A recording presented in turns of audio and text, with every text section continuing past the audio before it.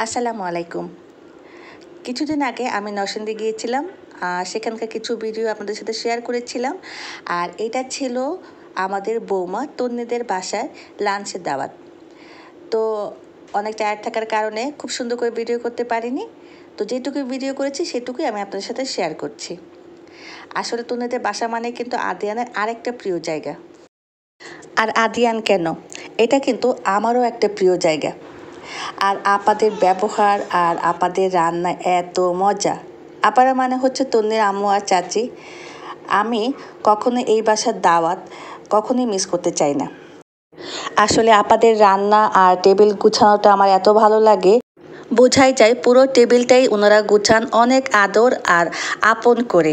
আর এখানে আদিয়ানকে দেখছিলাম, আদিয়ান ছাদে গিয়েছিল, তো সিসি ক্যামেরা ছিল, আমি ঘর থেকে ওকে চেক করছিলাম।